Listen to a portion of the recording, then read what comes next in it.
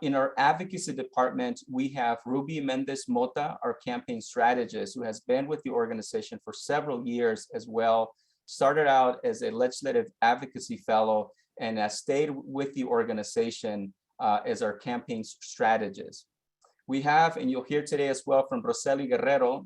Roseli is our advocacy fellow and started a few years ago also as staff providing support, and has stayed on board with the organization, continue to do incredible work, particularly leading our work with regards to volunteers and our work on advancing with the frame of storytelling as well. And Stefania Mireles is our newest part-time staff as our voting rights intern. And lastly, and equally important, of course, there's our policy department and our two policy staff, Lauren Branwell, who I also sometimes feel when I'm in one-on-ones with Lauren, it feels like Lauren has been here for many years, but not even 3 years at the organization. And so Lauren is our chief policy strategist who's doing a lot of our work over at the state legislature. And lastly, Selena Sanchez is our legislative advocacy intern who we just welcomed as well. And so that is the team, that's the staff that's doing the day-to-day operation at the organization. And I wanted to again acknowledge that a lot of the work that happens behind the scenes is done by an entire team. And so what I want to do now is officially pass it over to Kelsey for a review of her work, and the rest of the staff who will take time to share more of the great work that's being done by the ACLU of Idaho. Kelsey? Thank you so much, Leo. And thank you to everyone that has joined tonight. We're so excited that you're here. Being virtual is a pro and a con. It's awesome because we get folks that can join from all over the state that don't usually get that opportunity when we are meeting in person for our membership meeting. But I do miss being in community with all of you. So just know that we're sending our vibes out and we're grateful for your support in our work. I'm just going to give a quick run through on the agenda tonight, just so you have a little roadmap of what's ahead. Our colleague Les is going to lead us in a land acknowledgement for the native lands that we are currently existing on. Before moving into some program updates from some of the lovely staff that Leo just shared a little bit about. And then we'll leave a portion at the end of the program updates for some Q&A time. I will kind of remind folks of this, but please feel free as questions pop into your head, you can just drop them in the chat or in the Q&A box. Les will be monitoring that and grouping like questions together and helping us facilitate. So that way you don't need to try to hold on to that question until everything is done. Just drop it in there and then we'll have the answer it during the Q&A. And then of course, we will be announcing the Dave Judy Civil Rights Service Award, as well as the Board of Directors election results, and recognizing a couple board members that are sadly leaving us, but we have some really awesome ones to welcome in their place. So Les, I will pass it off to you to lead us in a land acknowledgement. Thank you so much, Kelsey. Chabochem, Leosum Chamvu, Ketchum, Aleya. My name is Les Hutchinson Campos. I'm Chicanx with UMA descendancy. I was born and raised in the territories of the Serrano, Southern Payo, and Mojave. My ancestors traveled to those lands from Scotland, Germany, Italy, and were also displaced due to native removals throughout what is currently referred to as Mexico and Texas. I speak as a representative of the ACLU of Idaho, where we share physical and online space with you all today in gratitude of the Boise Valley peoples, the original inhabitants of this land we call Boise, Idaho, and the Treasure Valley. We are honored to join you all today because of the care the Noe have given the land and continue to give. Before we get into organizational updates of the ACLU of Idaho, we wanted to offer a land acknowledgement as a way to recognize the historical colonial violence that has occurred on this land that has resulted in horrific removals and genocide of our Noe relatives. Land acknowledgements are a verbal signal that we recognize that this colonial violence occurred. in the past and offer our respect and appreciation for the privilege we own because of this violence. However, many critique land acknowledgements as lip service and nothing more.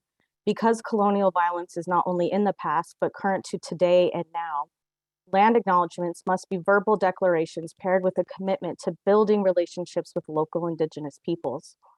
Many of the Boise Valley people today live in poverty, away from their families, and a lack of access to food, resources, and everyday essentials. As an organization that, in its very name, uplifts this country's colonial legacy, we give this land acknowledgement while also asking that we all, everyone in this call, including you, find ways to amend the United States' colonial violence by supporting our Niue relatives. You can contact tribal leadership from each of these communities and/or the Indigenous Idaho Alliance, who commits to Indigenous solidarity across Idaho to honor your own commitment toward building better relations with the land and the people. And with that, thank you. Chiokoe. Thank you, Les. And with that, I will pass it off to Lauren to give us an update on what is going on in the State House. Thanks, Kelsey. Hi, everyone. So thrilled to be joining you all this evening. I hope you have your drinks, your popcorn for this section of the presentation. I don't have very long with you, so it's going to be really high-level overview of some of the work that we've been engaging in. And Kelsey, if you could go to the next slide. So we engage on a variety of issues at the State House, from criminal legal reform to freedom of speech. We have been working a lot in criminal legal reform, recognizing it as an area where we can move offensive pieces of legislation. And so today I'm going to give you some high-level overview on the work that we're doing in criminal legal reform, and then touch base on a couple of other bills that we're also engaging on. And then please feel free to ask questions, and those will come towards the end of the presentation from after all of the folks on our team present. Next slide, please. Criminal legal reform, perfect. All right, so what have we been working on offensively? Well, the first one, Kelsey, if you can go to the next bullet, is we have been working on raising the grand theft threshold. What does that mean? So right now in the state of Idaho, if someone steals something that is worth $1,000, it triggers felony liability. Now, that numerical threshold of $1,000 was set back in the 90s, and it hasn't been raised, accounting for inflation. And so over the years, since the 1990s, that portion of the statute has become more and more punitive. And so we know $1,000 today is much different than what $1,000 was in the 1990s. And so we are working with Representative Mathias, who's the bill sponsor. He introduced this legislation, I think it was just last week, and we had a robust conversation. It was a first year, it was an educational year. There was fierce opposition from Fraternal Order of Police, Idaho Freedom Foundation, and retailers, a lot of the same folks that were opposed to our Fair Chance employment effort.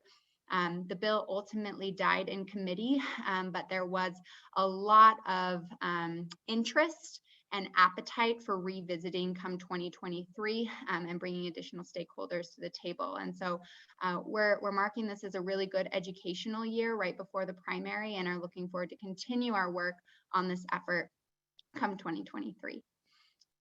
The next issue that we've been supporting, that you may have received an email alert, an action alert to engage on, is our effort to eliminate juvenile fees. This has been really providing support to Idaho Justice Project, a new nonprofit organization that is doing really good work in criminal legal reform sphere, and has been working to eliminate juvenile fees. The bill sponsor for that is Representative Erickson. At this time, Representative Erickson, due to some opposition from counties and probation, decided to pull the bill for this year and is reworking and hopes to bring it back in 2023. And so, again, this was the first year for this legislation. We had some really good momentum and are looking forward to re-pursuing this legislation come 2023 with a strong unified front. And so onward and upward, we keep fighting. Next one. All right. So with criminal legal reform, we're also engaging a lot in opposition on some bills. We have seen House Bill 508 was printed as being House Student Rules. That piece of legislation would increase the scope of mandatory minimums here in the state of Idaho for certain sexual offenses. And so we have been working in opposition to that bill. Other bills that we're opposed to. Sorry, Kelsey, if you could go to the next bullet. Thank you. All right, y'all. So this is making me work late tonight. The death penalty secrecy bill. So this bill is co-sponsored by Representative Cheney and Senator Lakey. They're the chairs of Jude and Rule Committee for House and Senate. They are introducing this bill to shroud the lethal injection and a veil of secrecy here in the state of Idaho. And this hearing has come up fast. The RS was today, and they've scheduled the hearing for tomorrow at 1:30 p.m. And so we are working late, trying to get folks to engage. We're asking for folks to write into committee members, asking them to oppose this piece of legislation. And we'll be working late tonight on this very bill. And so please encourage folks, if you have any questions about this bill or are interested in engaging, please reach out to me. My contact information will show up on a later slide. We've also been engaging heavily on all things public defense, making sure that Idaho and Sixth Amendment rights are protected, also trying to make sure that public defense is adequately funded. All right, next slide. There have been a host of attacks on voting rights, voter suppression efforts. Some of the bills that we're tracking include HB 547, which criminalizes ballot assistance. If you help a neighbor, for example, cast their absentee ballot, you could be looking at felony liability. We're also working in opposition to HB 549, which would eliminate same-day voter registration. This was the bill that was introduced by Dorothy Moon, who is running for Secretary of State. We're also working in opposition to House Bill 439, which would change the unaffiliated voter deadline and could disenfranchise a bunch of unaffiliated voters for this upcoming primary election. Reproductive rights, another busy day for the ACLU of Idaho today. SB 1309 was before Senate State Affairs Committee. This is the Texas copycat bill that bans abortion at 6 weeks and has that private enforcement mechanism that skirts around folks' constitutional rights with that tricky private enforcement mechanism. This bill did get out of committee this afternoon with a promise from Family Policy Alliance or Center, Family Policy Center, to include a rider bill to help prevent frivolous lawsuits. And so that bill is moving, and we are, working closely with our repro partners in opposition to those bills. So shout out to Legal Voice, Planned Parenthood, At the Words. They've been doing a lot of work organizing in opposition to these bills. All right, and that is the short amount of time that I have with you all, but I want to do one final plug. We have this really great tool on our website. We're working with Fast Democracy to help track our legislation. You can view and subscribe to our bill tracker. That bill tracker will send you updates on how the bills we're tracking are moving through the State House. It also includes talking points and our position on each of the bills that we're engaging in during the session. So please, please, please check it out. Subscribe to the bill tracker, and then you can follow along in real time of the work that we're doing over at the State House. Thank you so much. Pass it back over to you, Kelsey. Awesome. Thank you, Lauren. And now I will pass it off to the advocacy department, to Ruby and Rosselli. Thank you, Kelsey, and buenas tardes, everyone. Good evening. So good to share this space with you all. I'm going to put a timer for myself because Rosselli and I will be sharing the time together, and we have so much to share, but definitely wanted to uplift some of our non-legislative advocacy work that we've been doing in the past year. And so I'll be presenting one section of the work, and Rosselli will be also sharing some of the kick-ass work she has been doing. Do you want to go ahead and go to the next slide? Perfect.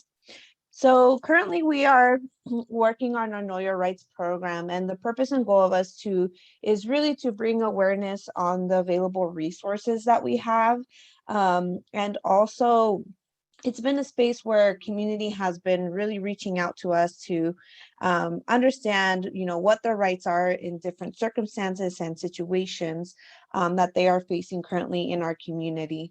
And so our goal and purpose is to reamp our Know Your Rights program, to provide information, accurate, updated information to the community, to have it become accessible for community members. And accessibility means so many things. And so we are working diligently to be able to provide more language and printed out materials for folks within the community.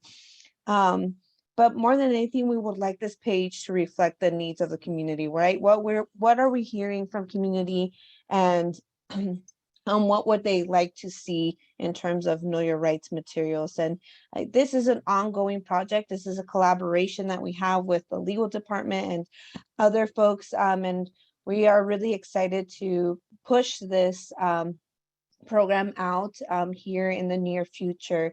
But as of right now, we do have some available resources available for community to check out. And so part of this also is, if you can go to the next slide, Kelsey, is we have been doing outreach and trainings. And this is, again, because of some of the needs and what we've been hearing from community.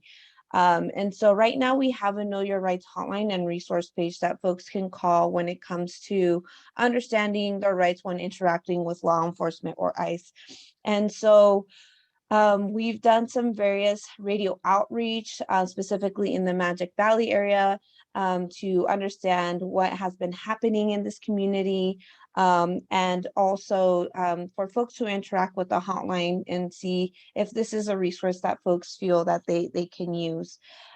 We have also hosted various trainings across the state, one with the Gemini and Starling Project with Janice, Idaho. The Sana Hermana program in partnership with Poder of Idaho, which was a program that they did with farm worker women, and we were able to host some Know Your Rights in Spanish for these women, and also with the Hunger Coalition out in Haley, Idaho. And so this is a really great opportunity for folks to interact with us when it comes to requesting training specifically around law enforcement. And so far the feedback has been very helpful in understanding what information is needed for community. Folks can call to also request information to be sent directly to their home. So again, this is an ongoing project for the Know Your Rights program. We're hoping to expand in the future, and we're working diligently to be able to further this information out to the community and actually reflect the needs of those who would like more of our Know Your Rights materials. So I'll stop there and pass it over to Rosalia to talk about some of our advocacy work we've been doing with youth. Yeah, thank you, Ruby. Hello, good evening, everyone. So my name is Josely Guerrero. I am the advocacy fellow here at the ACLU. So the last fall, we started the Youth Lobbying 101 course. This has been one of my favorite projects because for those folks that know me, you know how much I enjoy just our youth being engaged in politics and in community work. So the Youth Lobbying 101 course was a 4-week course where we provided different tips on how to engage with lawmakers during session. We really wanted to prep our youth for this session and for upcoming sessions. So during these courses, they learned about how to engage with their lawmakers, whether it be in person, which of course with the pandemic, it was mostly how to engage virtually or with phone calls or emails. Also how to engage with like letters to the editor, and also how to navigate the website. Navigating the legislative website can definitely be a pain. So we taught them all of those tools, that way they could be prepared for this session. The last thing that we did during the course, so the last week, we did a mock hearing where we had staff members of the ACLU pretend to be our lawmakers. And it was definitely such a great experience because some of this youth had never testified, or also they were like so new to this whole process. So it was just amazing to see how confident they were, because some of the questions that our pretend lawmakers were giving were definitely not easy. So the way that our youth were so confident to navigate those questions was just amazing to see. And we will be continuing. So actually tonight, I do have a meeting with everybody that graduated from our Youth Lobbying 101. That way they can continue to engage during session and just be ready for what is to come. Because we already, as Lauren was mentioning, there's already a lot of bills to engage with. So I am really excited about this program, and I will pass it back to Kelsey. Wonderful. Thank you so much, Roselli. And I'll just add a quick plug. If anyone you know might be interested in doing a youth lobbying course sometime or getting involved with the ACLU, you can always email us. I think at admin@acluidaho.org is a great way to reach out and get connected. So, and I am going to pass it to Jeremy now so he can give us a little communications update.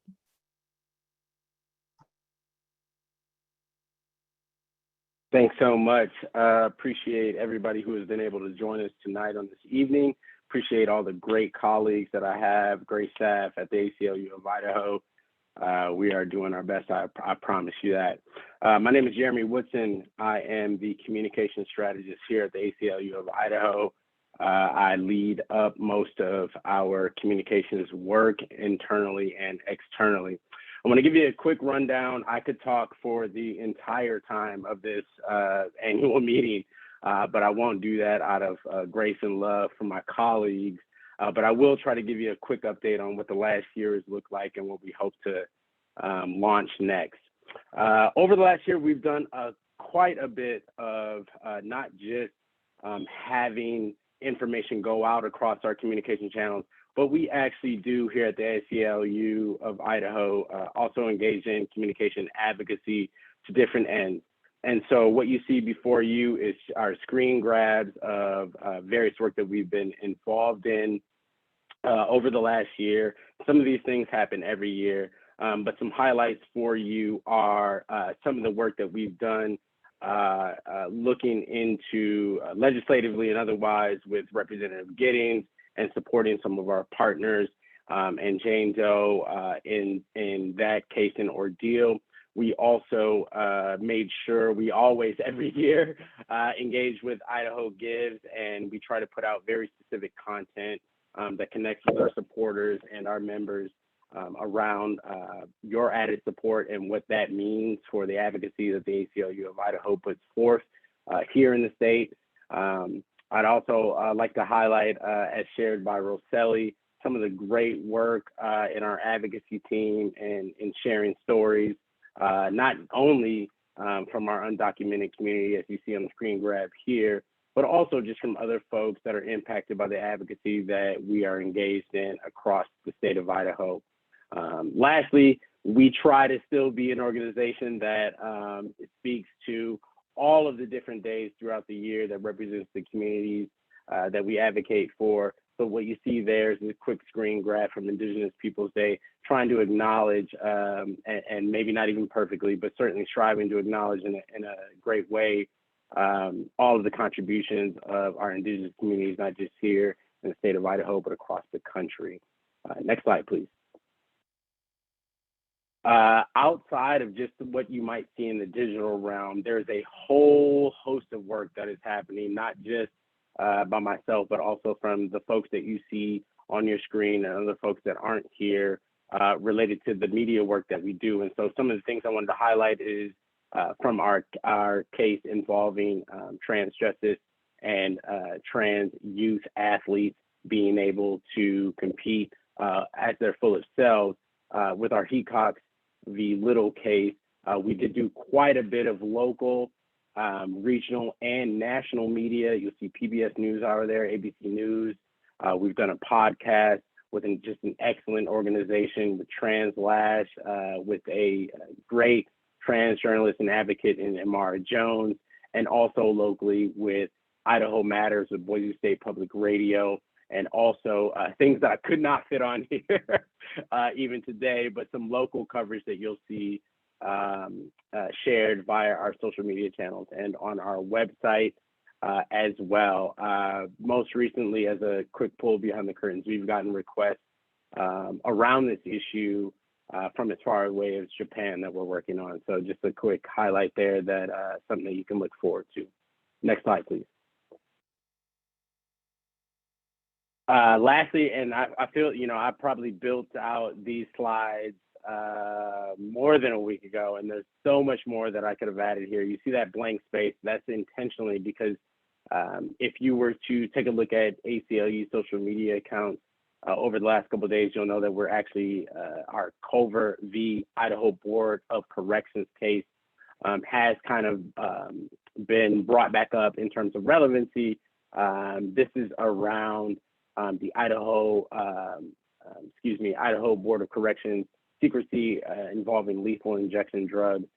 We did do some proactive media outreach as it relates to Utah Investigative Journalism Project, the Idaho Capital Sun, and most recently, the Idaho Statesman and also the Idaho Press Tribune, really trying to provide more information in detail around Idaho's involvement in executions, and more specifically in where we get our lethal injection drugs, and kind of the story around that in terms of public transparency and constitutionality.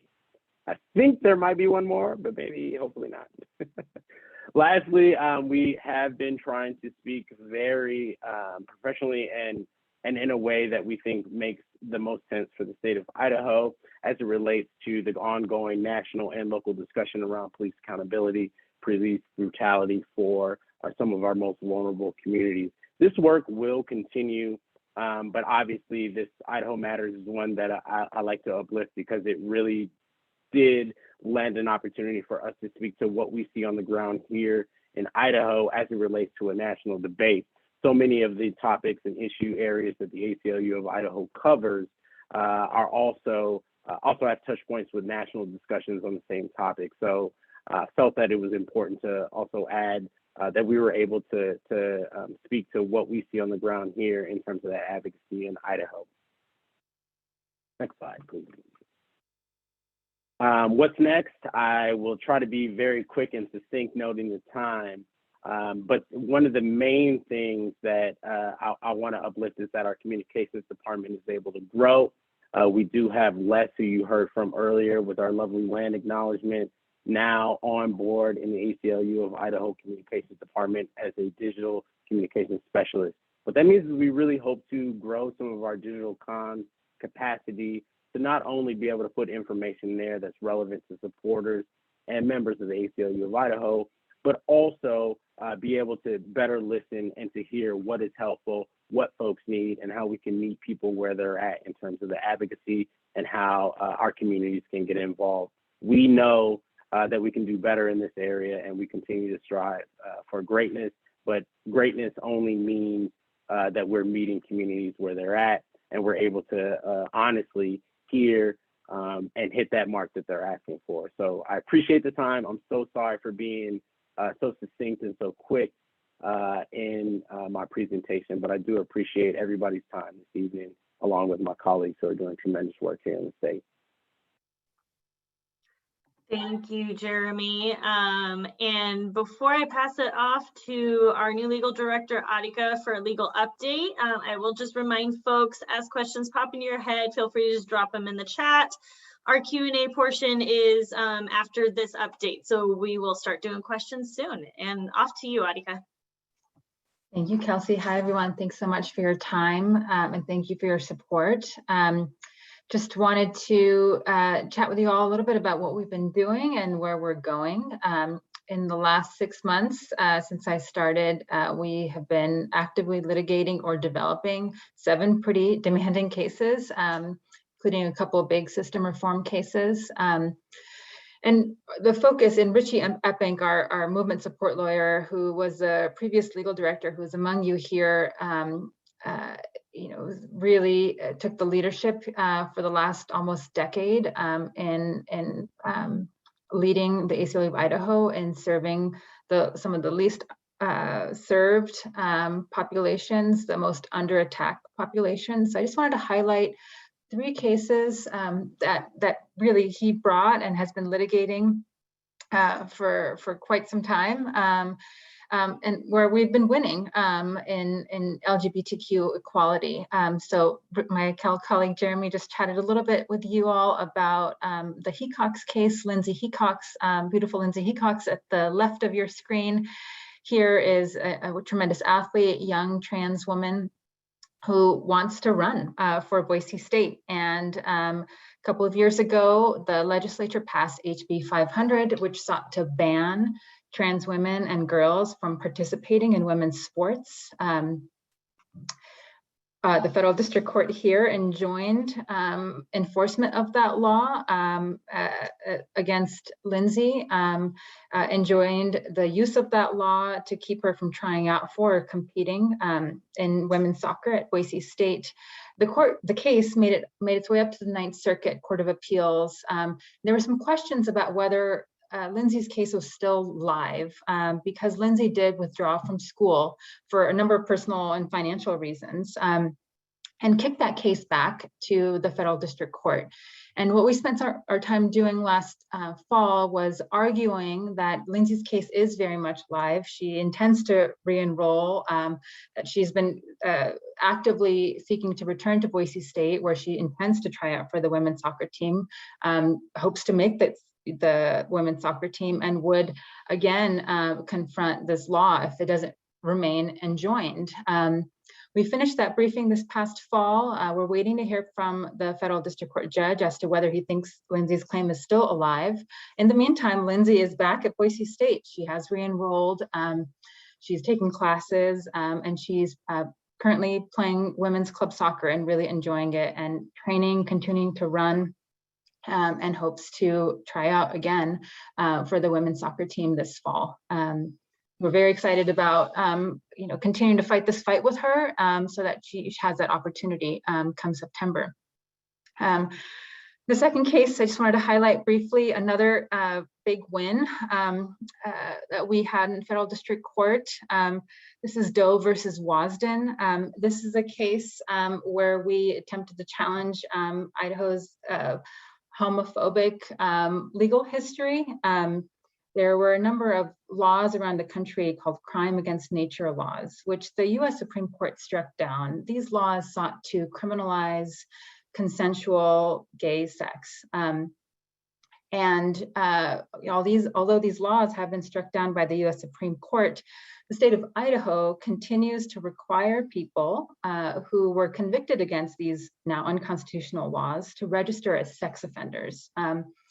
The federal district court judge enjoined enforcement of these sex offender statutes that continue to criminalize essentially gay sex. And the state unfortunately appealed. We expect to win on appeal, but that's been a big, I highlighted a quote here from the federal district court judge where the court found that we have, and our clients have demonstrated a likelihood of success on the merits, that they will continue to suffer constitutional violations if this law is not enjoined, and that the public interest tips in our favor. And finally, Perez is another case that our movement support lawyer has been litigating. This is a case involving a Boise public public library employee who was disciplined and ultimately fired for being openly transgender. This is again a case that we're actively litigating in federal district court, and is a trio of cases that really highlight our commitment to serving folks who have not been served and are most under attack by our legislature here in Idaho. Kelsey, if you could go to the next slide, I just want to pivot to the other directions that we're starting to move in. We've gotten a lot of community calls, staff calls, board member calls, membership calls to start to put more energy to bringing cases, bringing litigation and other legal advocacy projects under the umbrellas of racial justice and immigrant rights. One of the cases that we started to explore and are continuing to explore is around a challenging HB 377, which was a law passed last year, as you recall. Some folks refer to it as the anti-CRT law. It does call out critical race theory as being particularly problematic. Some folks have interpreted that law as barring discussion or education on race and gender. We've gotten a lot of calls from very concerned faculty members in higher education and K through 12 about what this law means, about what they can say in the classroom. We've talked to over 100 people now to try to understand the impact of the law in K through 12 and higher education on students, on educators. And we're trying to determine whether there are claims that we can bring in a lawsuit. But I think what this issue highlights is that there are sometimes cases and issues that are really, really important, but might be best or better served through other legal advocacy or education. So one of the things we did in response to the extreme fear and anxiety we were hearing from educators, particularly at Boise State, is folks wanted to hear, what are my rights? What are my academic freedom rights? What protections are there for me as an employee at a university? If I'm having a conversation in class and a student is upset about that, or if I'm teaching a particular book or topic and university administrators are concerned about my teaching of that book or topic. And so in response to this, this fear and anxiety, and perhaps in lieu of, but maybe just in addition to litigation, we decided to do a presentation for Boise State faculty. We asked one of our legal panel members, Erica Birch, who is an employment attorney here in Boise, to present along with our colleagues at ACLU National to do a presentation on what academic freedom rights and employment protections are for university employees. Over 80 people attended. We've gotten very positive feedback, and in fact, I think we may have alleviated some of the harm caused by the law on that particular group of teachers who certainly feel more, I think, reassured, have more peace of mind and confidence to continue teaching difficult subjects. My time is up, but I'll just say that we are really committed to maintaining our robust docket while continuing to expand in new areas. That is hard to do because although we have expanded in staff, we have not expanded so much in litigation capacity. So one of the things that we're really committed to doing is persuading lawyers from out of state and in state to donate hundreds and hundreds of hours of their time to help us bring more cases and do other legal advocacy. And so that'll be a big part of my job here this next year. And I will pass it back to you, Kelsey. Thanks. Thank you, Adhika. It's a good thing you're so darn persuasive. Hopefully we'll get some help and some support in being able to increase our litigation capacity. So we're now going to open up the Q&A section.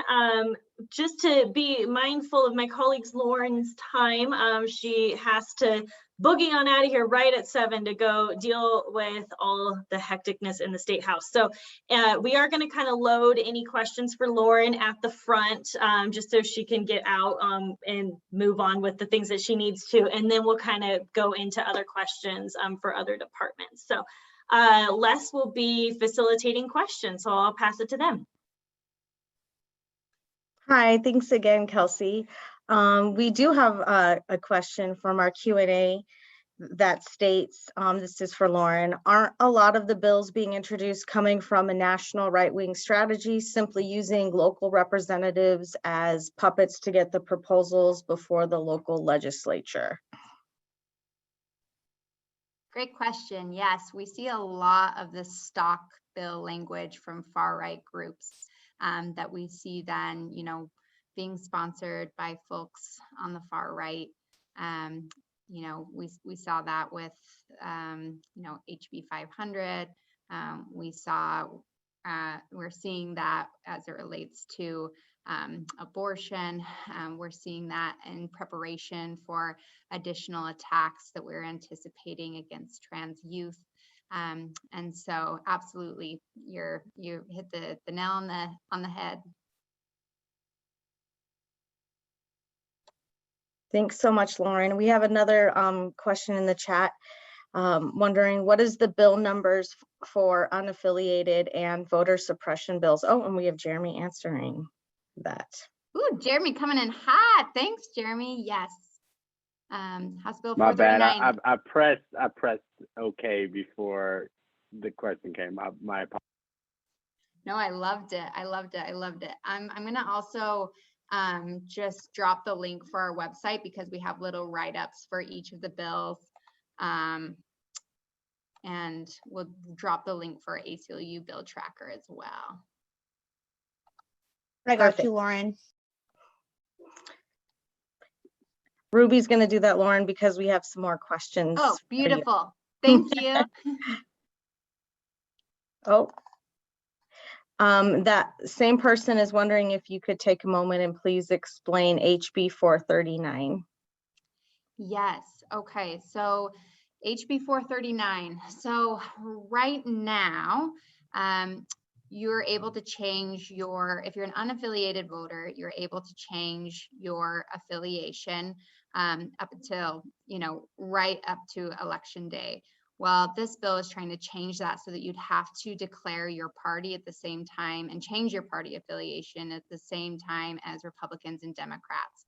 So what are the implications of that? Well, if you're an unaffiliated voter and they change the deadline and you don't change your party in time, let's say you want to vote in the Republican Party, it's a closed primary. And so if this bill were to pass and you didn't change your party affiliation in time, then you wouldn't be able to vote in the primary. And so it's concerning because the bill that was introduced has an emergency clause, which means that as soon as the bill passes, the law would go into effect, which would give folks very little time to change their party affiliation, if any time at all. And so really makes it so that folks may not be able to participate in the closed primary election for the Republican Party.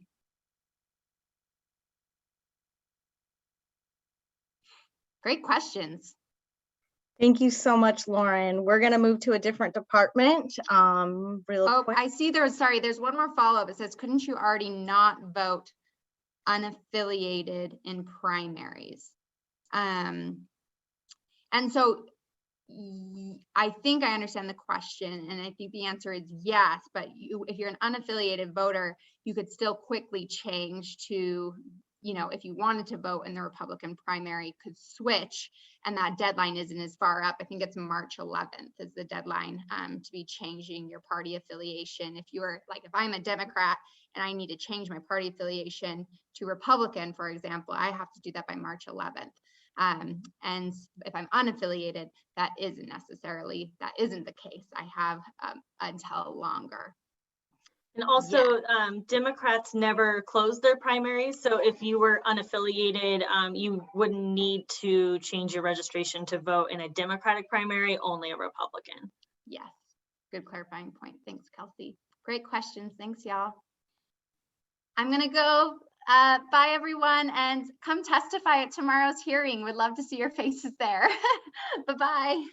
Thanks so much, Lauren. Have a good evening.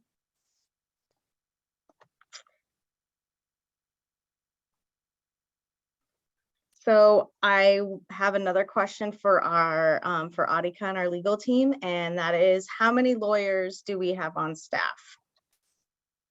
We have 4 lawyers. Lauren is a lawyer. I'm a lawyer, Dina's a lawyer, and Richie's a lawyer, but not all of us litigate. So I would say we probably have a total of one person litigating full-time if you count the number of hours that we're actually litigating in a week. Great, thank you so much, Adika. Next, for our advocacy team, will the ACLU be providing other Know Your Rights information and trainings besides interacting with law enforcement? Thanks, that's for the question. Yes, we are hoping to expand our Know Your Rights trainings to other subjects, but at the moment we only have certain limited trainings available, and that won't be happening until further down in the calendar year. I'll just keep an eye out on our socials, where anything that we're doing, I will be sure to be putting that out on our social media. And you can also just keep up with our website and sign up for our email list too. And we can pop a link for that in the chat shortly. Next is a question for Jeremy and our communications team. What are some ways that the public can engage with the ACLU Idaho Communications Department? I feel like you queued that up for us, Les. So a couple things there, and I'll speak now, and then I'll drop relevant links. But I always encourage folks to follow us. Please do Facebook, Twitter, Instagram, if you are on and in those spaces. Other places where you can find, if not the same or similar information, is going to be acluidaho.org. And then, of course, let us know how you're interacting with those places if you have the time and capacity to do so. How do you keep up with this? There's a lot that is always kind of moving out, as my colleagues have shared from the ACLU of Idaho advocacy machine. I think in terms of just keeping up with what's going on, social media and our website are always going to be some of the best places. On our website, there's going to be links as well, should be at the top and bottom of the homepage, on how you can sign up for our CAN or Community Action Network list. This will allow you to get all of the latest and the greatest about what we're doing, advocacy, things, events like the membership meeting and other partner events as well, right in your email inbox. We do our best to curate the latest and greatest in terms of what we're doing as current as possible. So that'd be one of the best ways that you can get it, even aside from social media. Also, we are trying to grow our capacity to be able to do a little bit more monitoring and listening from our social media channels. And so if there are questions that you have, ways to interact with the ACLU, information on Know Your Rights or other KYR information, social media can be a place where you ask about what is also happening in that space. Lastly, and I have to mention this because I really do love and appreciate the work that our colleagues at the State House are doing, please do check out our legislative pages. I'll drop the link directly to those pages, but we also have linked there on those legislative pages as well, our bill tracker. This is something that we've still been tinkering with over the last couple of years, but it allows us to give information in real time on what's happening with the bills that the ACLU of Idaho is specifically working on.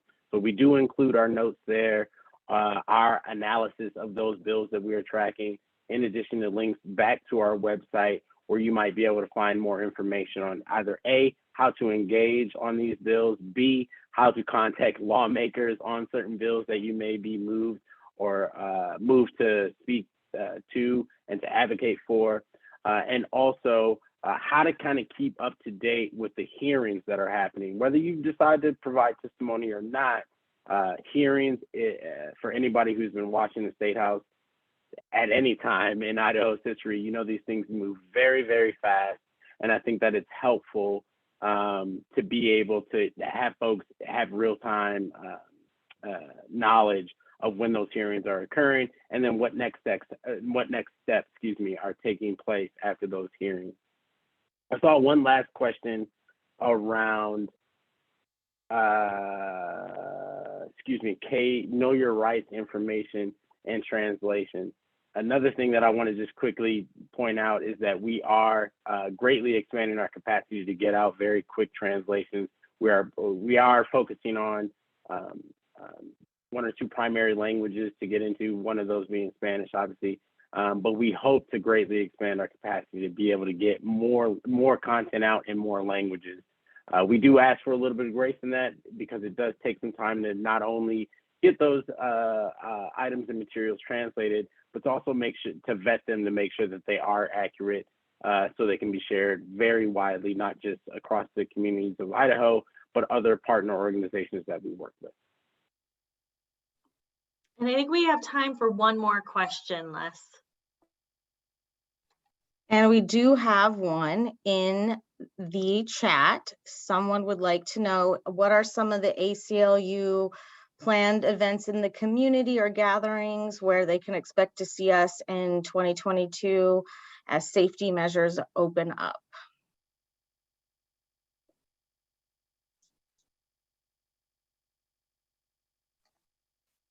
And I'm not sure who can take that. We have been getting, oh, sorry, go on, Leo. Go ahead, Adhika. I mean, I think all of us could probably say a little bit, but you were starting. Go ahead. Sure. No, I'll be at Story Fort talking about free speech, and perhaps another event at the University of Idaho on free speech and race. So those are coming up for the legal department. On Monday, I'm going to be joining a panel at the Idaho History Museum. And then over the summer, you know, I think this pandemic, darn it, right? It sucks. It definitely has made it much harder for us to do our work. We are definitely at a place where we're starting to, you know, we're going to be having conversations as a staff to figure out what travel and being more present in the community means. I think over the last 2 years with the pandemic, we've learned a lot. And I think that this coming year, speaking for myself, and I know I've been checking in with Kelsey, expect us to see us more in the community. But as far as a list, we don't actually have a list yet, but more to come. And we hope to be in community more this year. Well, thank you everyone for your questions. Thank you, Les, for facilitating. So now we're on to a really fun portion of the evening, the Dave Judy Civil Rights Award. And this award started several years ago. It was named in honor of a volunteer that did exemplary work with the ACLU of Idaho. And so now our staff, every year we put forth nominations of people that we see in the community that are just doing incredible work that we want to honor.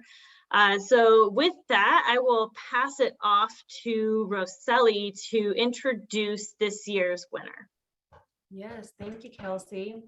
Well, I'm really honored to be presenting our 2022 Dave Judy Award recipient.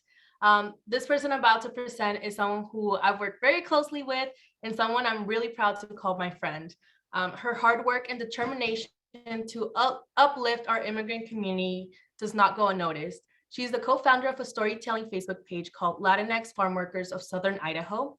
This is a story collection project that highlights and amplifies the voices of our Idaho farm workers. She's able to quickly build relationships with folks she interviews because she handles every interview with so much compassion, integrity, and empathy. She truly captured what it's like to honor individual stories, which comes at no surprise that this story project has received media coverage and continues to put a face and a name to the folks that continue to help this state and country thrive. Last summer, she was also the main lead on an outdoor art exhibit in Twin Falls that showcased and honored the stories that were shared during the Manejando Sin Miedo campaign that Poder of Idaho was leading.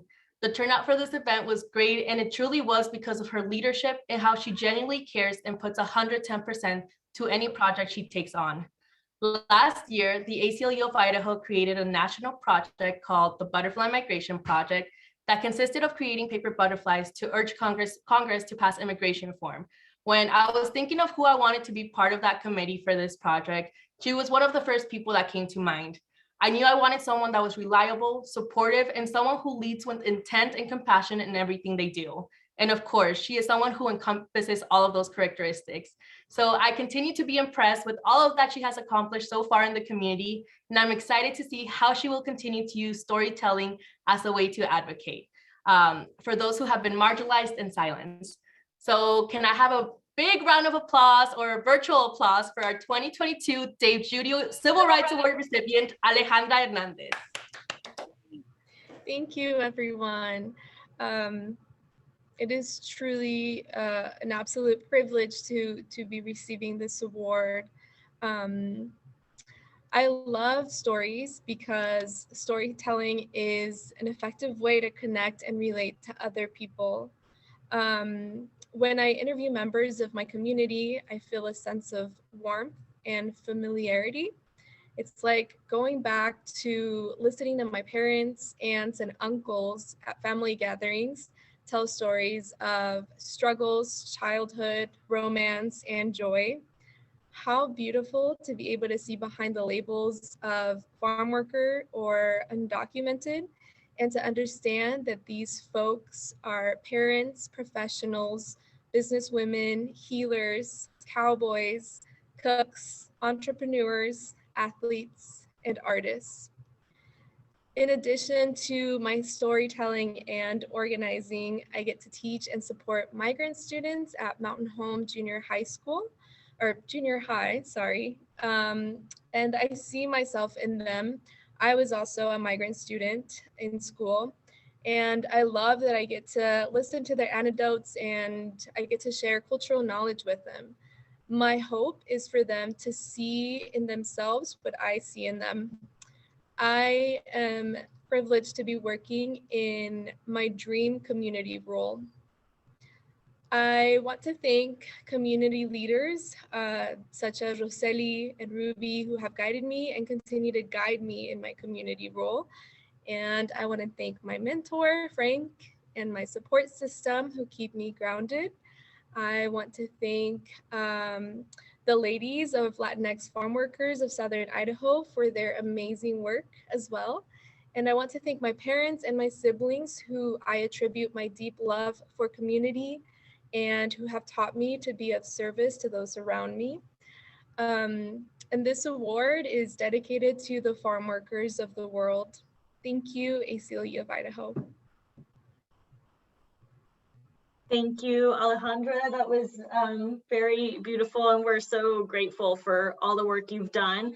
I wish that we were like giving this to you in person. So the little virtual thing, I'll make sure to clean my fingerprints off of it before I mail it to you. And you will be receiving that soon. So now I will pass it off to our board president, Mary Jane Oatman, to say a few words for outgoing board members, and then of course announce the anticipated board election results. So over to you, Mary Jane. Greetings, everyone. I'm joining you all from the ancestral homelands of my people, the Nez Perce people here in north central Idaho. It is truly an honor and a privilege to be addressing you all this evening, to be joining our phenomenal staff, and to just be showcasing the phenomenal work that is being done by them within the very limited timeframes that they have, and the commitment that they show and the perseverance that they have in fighting through to make Idaho a better place for everyone. And so on behalf of the board of directors of the Idaho ACLU, which I'd love to introduce you all to, our current vice president is Nick Taylor, our current secretary, Heidi Smith, treasurer, Dan Henry, equity officer, Irene Ruiz. Our national board representative is Shakira Sanders, and then our members who commit a lot of time, dedication, and service to making our governance stronger so that we can be an organization that meets the needs of you all.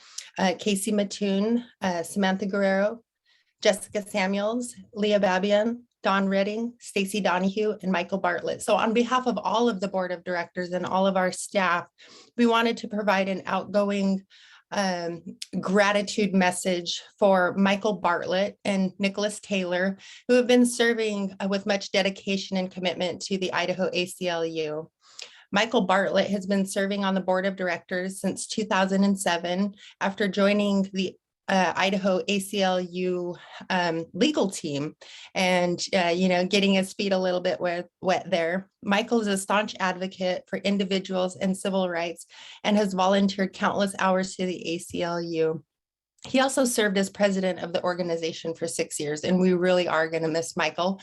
But as we know, with any ambassador or anybody that's ever served on the board of directors, once you leave, you are a lifer, no matter what. So we look forward to having him serve in different capacities.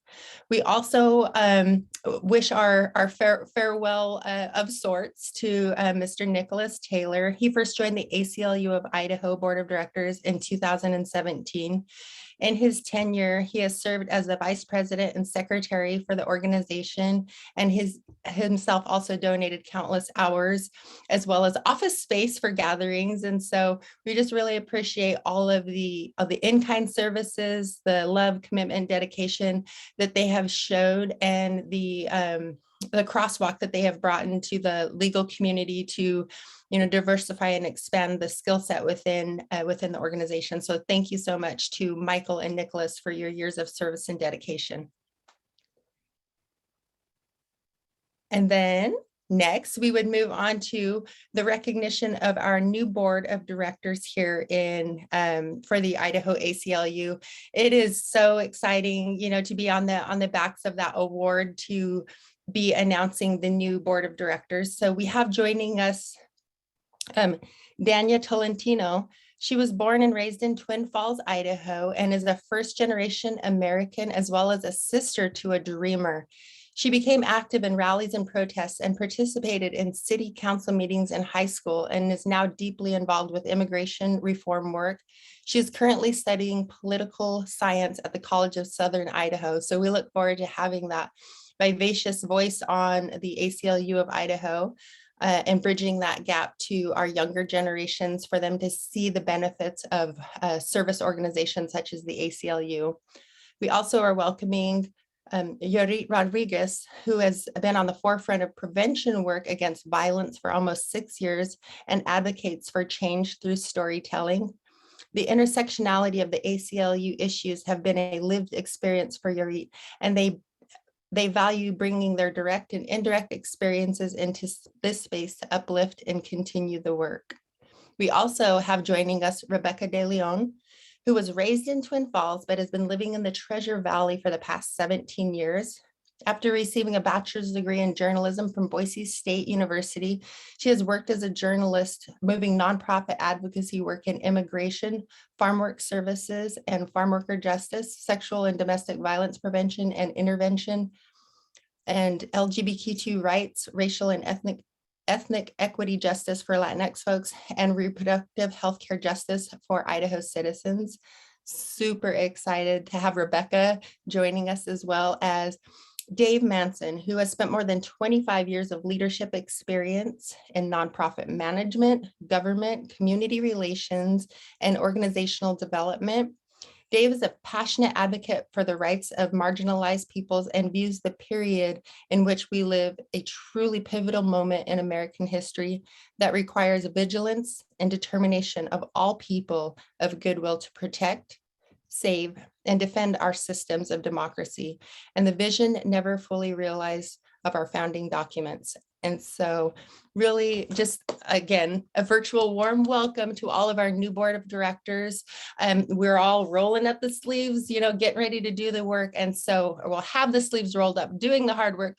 And we look forward to welcoming them all on with us to continue servant leadership for all Idahoans and providing the necessary resources for our staff to continue to do that pivotal work to make change for future generations. And so on behalf of all of the board of directors, Himachas Katsiyaya to you all for joining us this evening. Thank you so much, Mary Jane. I think I can speak for the staff here when I say we're very lucky to have a board full of such smart and wonderful, dedicated people. So thank you for doing that. And with that, I will pass it back to Leo to wrap us up for the evening. Thank you so much, Kelsey, and thank you to all staff here for their work, and thank you to our board president, Mary Jane. And again, a lot of thanks to our outgoing board members, Nick and Michael. Personally, it's been an incredible journey that I've had with both of them as key leaders of the organization. And so I also wanted to extend a a deep gratitude to these individuals that volunteer significant amount of years of their time to help guide the organization forward. So wanted to add that as well. And to close, again, thank you all as members and supporters and volunteers of the organization. The ACLU of Idaho, almost 30 years now officially as part of the National ACLU, while relatively new, relative being the key term there, is a mighty, mighty organization, right? And the staff that you've heard from today and others that weren't on screen are one of the reasons why this organization continues to do the incredible work of advancing our mission and advancing justice. Let me also say this, that we absolutely find ourselves in very difficult times, right?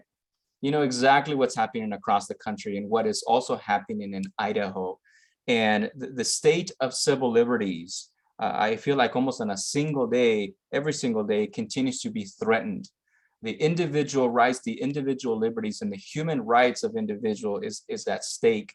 And you know, I'm so honored to be working with the team here and our members and our supporters to make sure that we continue to safeguard those fundamental values and principles that founded this organization. And so tonight, as we wrap up our membership meeting, I want to thank you all, and I want to thank you for your activism, and also an invitation, right? This is an invitation for you all to continue to be involved at whatever level makes sense to you, whether that's volunteering, whether that's renewing your membership, or whether that's making a donation that feels right to you. Supporting our staff and the work that we do is so incredibly important. Again, you know, what's happening across the country to multiple communities and the threat to our democracy is real. And we absolutely must continue to do the work to make sure that we can protect everyone, but particularly those most vulnerable in our society, which the ACLU has been doing. And so again, I end tonight with that message. I'm very hopeful though that we have an incredible team. I invite you all to reach out to the ACLU of Idaho staff, board members, to join the fight as we move forward together. So thank you, everyone. Have a wonderful evening. I absolutely look forward to the day that where we go back to doing our membership meeting in person as well, right? Because there's something special about being in community, and I absolutely miss that. Thank you, everyone. Have a wonderful evening, and we will absolutely be in touch. Good night.